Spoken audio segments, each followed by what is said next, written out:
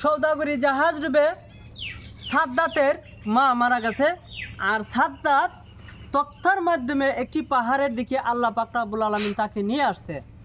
ওই অবস্থায় একটি পাহাড়ের মধ্যে একটি বাঘিনী ছিল, বাঘিনীর বাচ্চা মারা গেছে। ওই বাঘিনীর দুধ খাইয়া সাদ্দাত বড় হইল, 12 বছর পর্যন্ত দুধ খাইল। এক পর্যায়ে সাদ্দাত হয়ে গেল বিশাল আকারের বাদশা, অনেক প্রকার মানে নেতা হয়ে গেছে।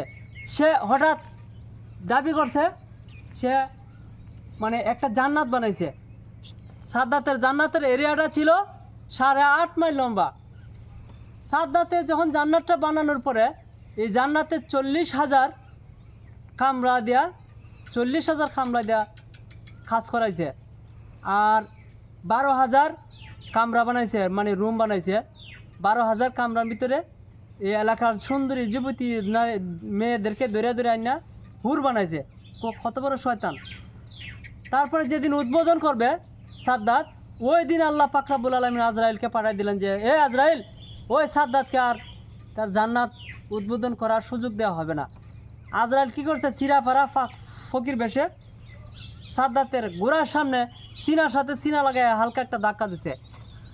ধাক্কা দেওয়ার পরে ওই সাদ্দাত বলল, এই ফকির, তুমি আমার বেহেশত উদ্বোধনের সময় তুমি আমার কুযাত্রা লাগাই দিলা। তখন আরেকটা ধাক্কা দিল। একটা ধাক্কা দেওয়ার পরে সাদ্দাত একটু ভয় পাইল। সাদ্দাত কয়, এই সাদ্দাত, তুমি চিনছিনি? আমি কখনো আবার চিনলাম না। কয়, আনা মালাকুল মাউত, আমি মৃত্যুর ফেরেশতা আজরাইল। তখন ভয় পেয়ে গেল সাদ্দাত। ভয় পাওয়া যাওয়ার পরে বলল,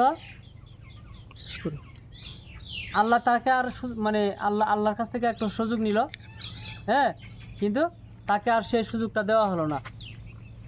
ধন্যবাদ সবাইকে, ভালো থাকুন।